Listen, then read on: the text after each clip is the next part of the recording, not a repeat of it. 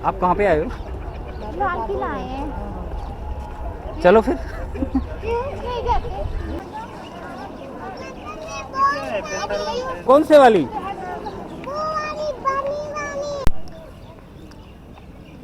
यश एक मैजिक दिखाने वाला है, बोलो कुछ। वीडियो हमारा बन रहा है।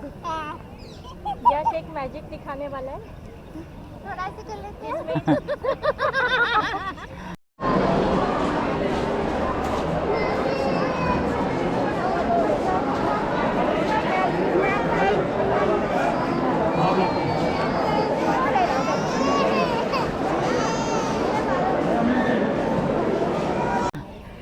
कुछ भी हो, कितना ही फोकस में आ जाओ, मैजिक तो जूतों का ही है। हम उसको दे देते हैं। मत दो। दे दो। हटा दो। ले पैर में ले। ले। अगर उधर गई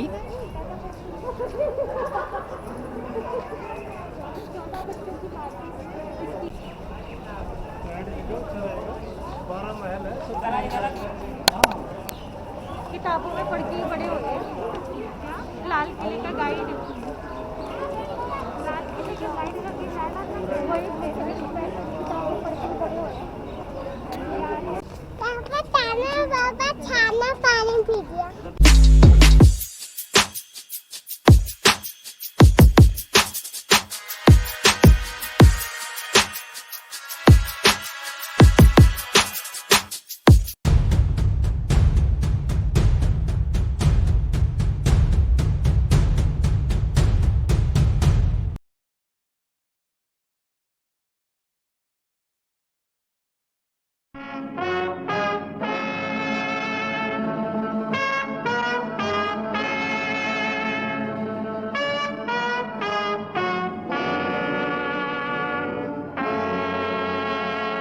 ये सिर्फ लाल पत्थर से बनी कोई इमारत नहीं है।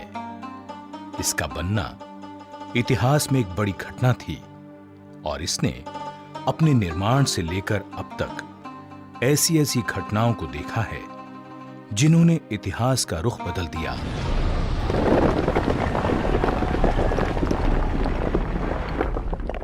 ये है दिल्ली का लाल किला।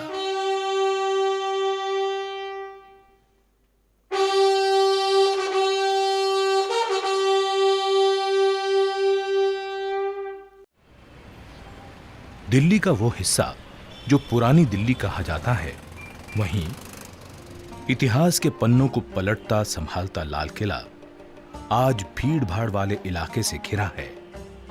शांत है लेकिन खामोश नहीं।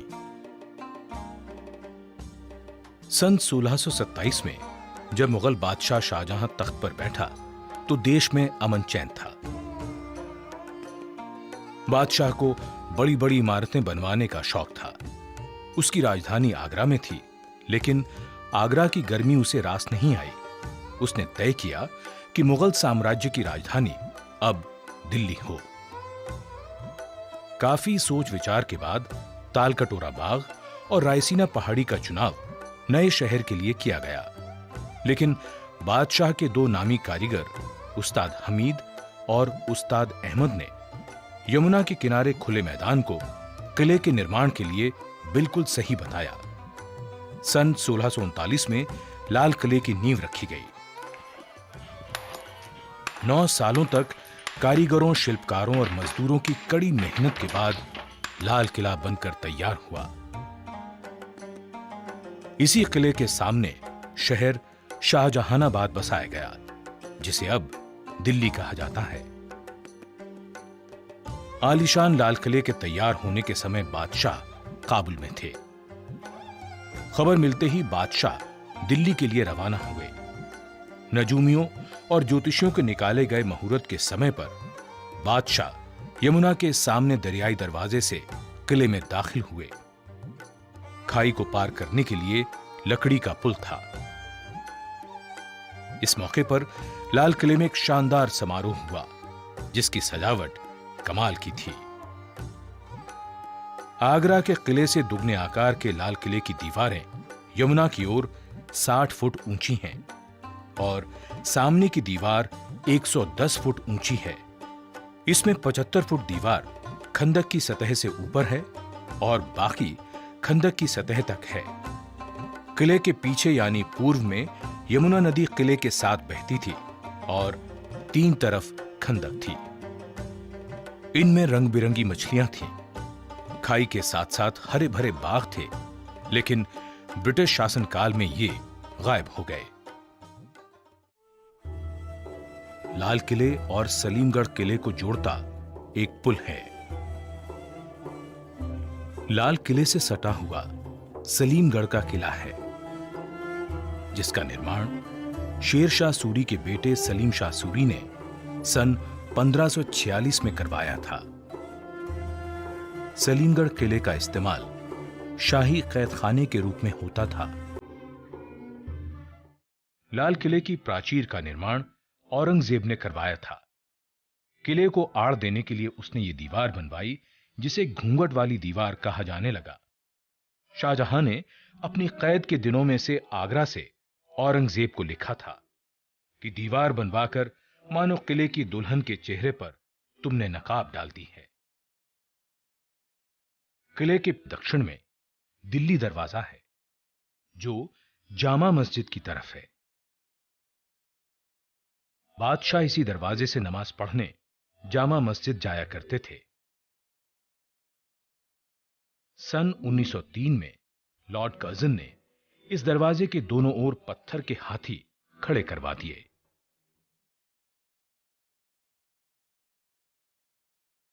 किले के 5 दरवाजे थे, लेकिन लाहौरी दरवाजा मुख्य दरवाजा था।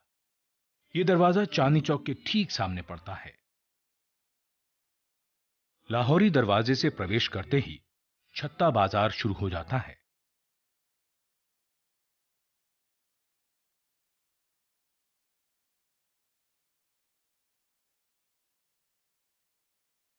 इस छत्ते के दोनों ओर दुकानें हैं और बीचों बीच एक चौक है। किसी जमाने में यहां हर किस्म का सामान बिकता था। आज ये बाजार सैलानियों के लिए बड़ा आकर्षण है।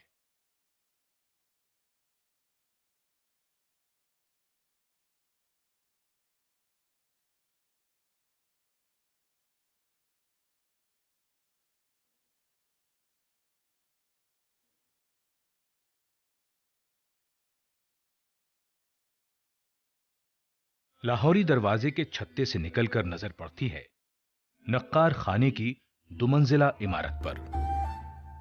बीच में एक चौक था, जिसका सरोवर अब मैदान बन चुका है। चौक के इर्द गिर्द मनसबदारों सामंतों के मकान, दफ्तर और बैठकें थीं, जो अब धूल में मिल चुके हैं। चौक से जरा आगे बढ़ते ही नक्कार खाने का दरवाजा है, जिसे हथिया पोल कहते थे। कुछ कहते हैं इसका यह नाम इसलिए पड़ा क्योंकि दरवाजे के दोनों ओर पत्थर के हाथी खड़े थे। इस दरवाजे से आगे किसी को भी अपनी सवारी में बैठकर जाने की इजाजत नहीं थी, सिर्फ शाही खानदान के सदस्यों को छोड़कर। नक्कार खाने में हर रोज 5 बार नौबत बजती थी। इतवार को सारे दिन नौबत बजती थी। इसके अलावा बादशाह के जन्मदिन पर भी पूरे दिन नौबत बजा करती थी। 2 मंजिला नक्कार खाने का दालान 70 फुट चौड़ा और 46 फुट ऊंचा है, जिसके चारों कोनों पर बुर्जियां हैं। इसी नौबत खाने में मुगल बादशाह जहांदार शाह और फर्रुख सियर को कत्ल किया गया था।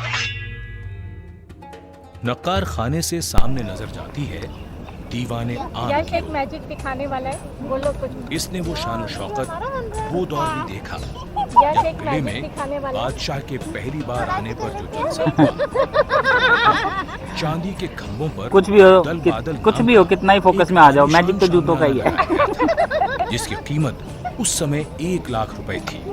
और इसे ये बनाने में 7 साल का समय लगा और इसे अहमदाबाद के शाही कारखाने में तैयार करवाया गया था।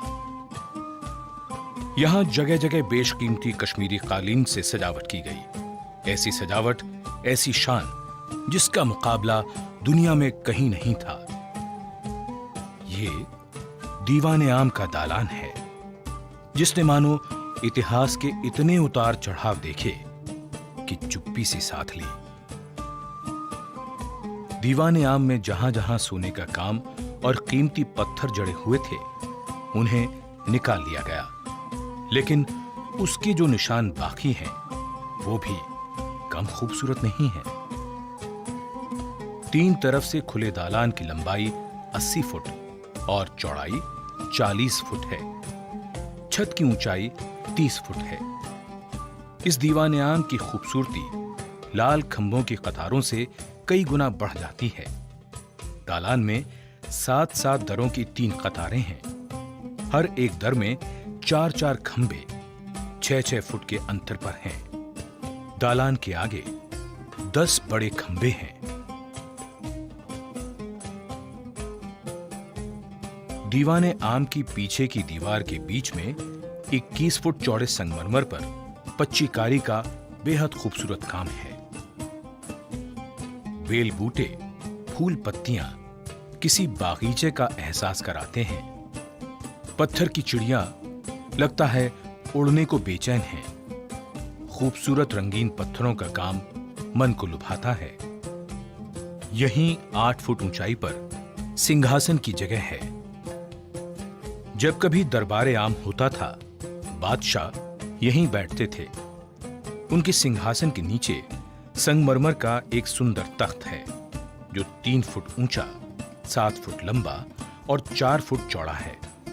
इसी तख्त पर खड़े होकर वजीर बादशाह से निवेदन करते या कोई अर्जी पेश करते थे। इस तख्त का खूबसूरत महंगा काम लोग ले गए। दीवाने आम में बेहद खास मौकों पर तख्ते ताऊस लाया जाता था, जिस पर बादशाह बैठते थे। दीवाने आम के उत्तर में सहन से निकलकर दरवाजा था, जिसे लाल पर्दा कहते थे। वहां से नदी की दीवार की ओर दीवाने खास, हमाम, मोती मस्जिद और बादशाह के निजी मकान थे। यहीं से रंग महल और जनान खाने को रास्ता जाता है। इसी के उत्तर की ओर मशहूर हयात बख्श बाग था, जिसका अब नामो निशान भी नहीं है।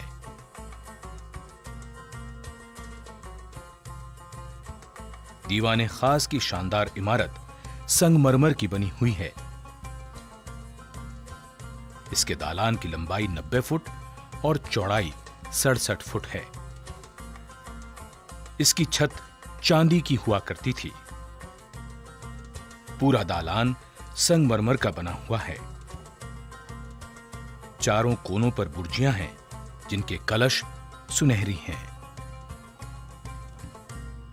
दीवाने खास के बीचों बीच एक नहर बहती थी, जिसे नहरे बहिश्त कहते थे। जगह जगह इसमें फव्वारे चलते थे। दालान के भीतर कमरा 48 फुट लंबा और 27 फुट चौड़ा है। इसी में संगमरमर का वो चबूतरा है, जिस पर तख्ते ताऊस था।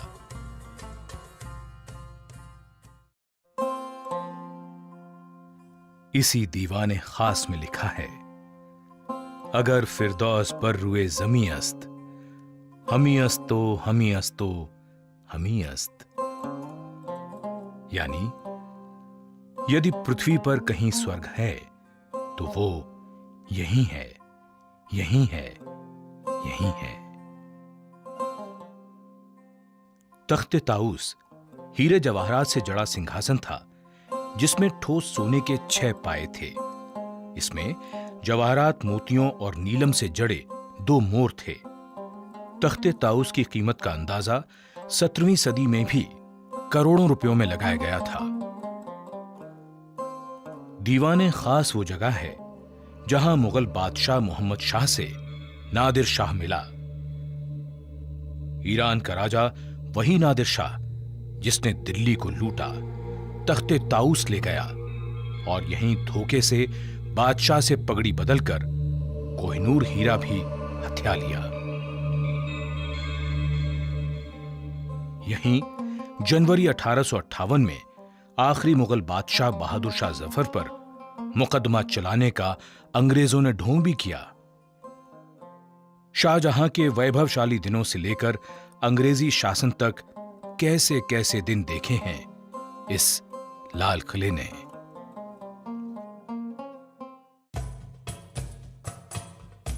दीवाने खास से उत्तर की ओर शाही हमाम है।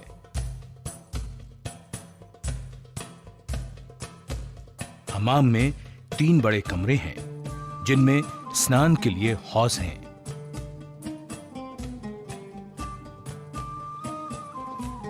इस हमाम की दीवारें और फर्श को कीमती रंगीन पत्थरों से सजाया गया है।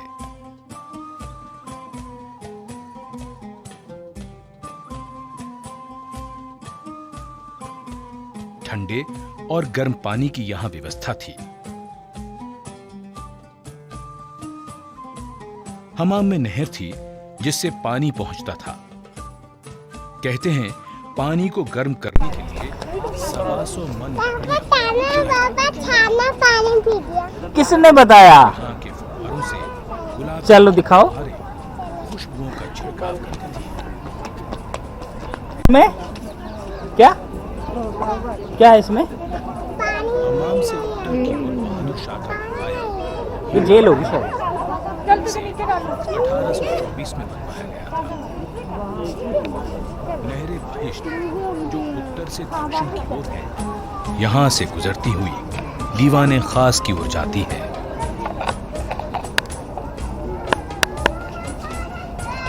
शाहजहां के बनवाए लाल किले में औरंगजेब ने मोती मस्जिद का निर्माण करवाया, जो संगमरमर की बनी एक खूबसूरत इमारत है। ये बादशाह और उनकी बेगमों के लिए बनवाई गई थी।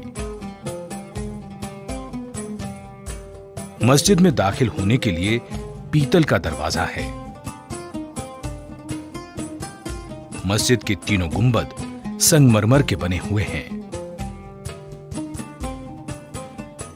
सन 1842 में बहादुर शाह ने जफर महल का निर्माण कराया, जो लाल पत्थर का है।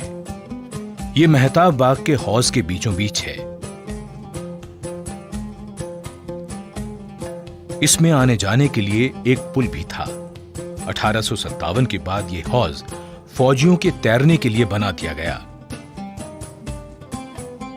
दीवाने खास के दक्षिण में संगमरमर के बने खास महल के बीच से नहर बहती थी। तस्बीह खाना, ख्वाबगाह और बड़ी बैठक इस संगमरमर के महल की 3 तस्वीरें हैं। तस्बीह खाना बादशाह के एकांत क्षणों में इबादत का गवाह होने के साथ वैभव का भी प्रतीक है। यहां दीवार के बीच में संगमरमर का तराजू है और वहां लिखा है मीज़ाने अदल, यानी न्याय का तराजू। तारों का झुरमुट तराजू को घेरे हुए है और इसी तारों के झुरमुट से निकलता हुआ चांद भी देखा जा सकता है। पच्चीकारी और खूबसूरत जालियों का शिल्प बरबस ही मन को मोह लेता है। तस्बीह खाने में से शयन कक्ष का रास्ता है। इन सभी कमरों में पच्चीकारी का खूबसूरत काम है। जगह जगह कीमती पत्थर और नगीने लोग निकाल कर ले गए। नहरे बहिश्त में बने संगमरमर के हौज में फूल पत्तियां पच्चीकारी की शक्ल में बिखरी पड़ी हैं। इनके बारीक सुराखों से फव्वारे निकलते थे। नहरे बहिश्त यहां से आगे रंग महल की ओर चली जाती है।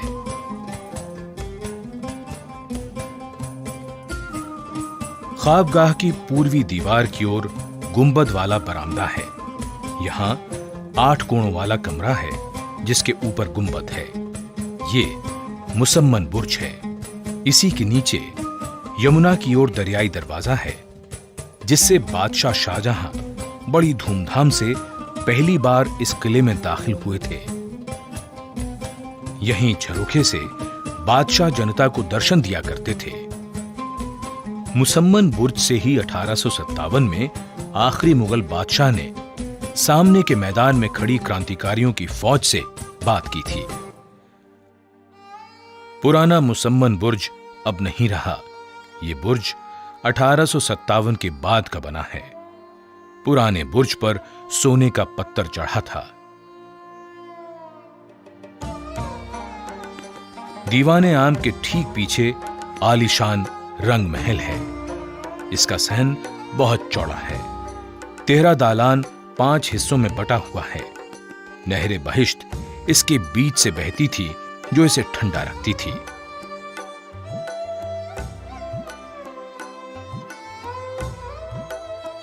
यहां फव्वारे थे। खिले हुए कमल की शक्ल में संगमरमर का एक हौज है।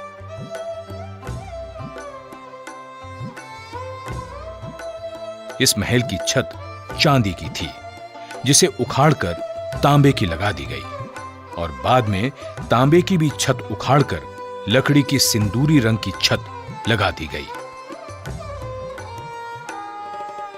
मुगलों के ऐशो आराम का रंग महल 1857 के बाद इसे अंग्रेजों ने रसोई घर बना डाला। जिस रंग महल को ठंडा रखने के लिए कितने जतन किए जाते थे, वहीं अंग्रेजों ने आग जला दी।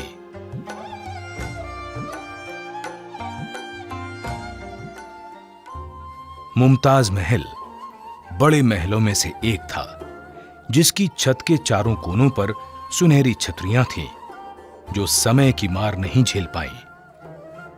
1857 के बाद इसे कैद खाने में बदल दिया गया। अब ये संग्रहालय बन चुका है।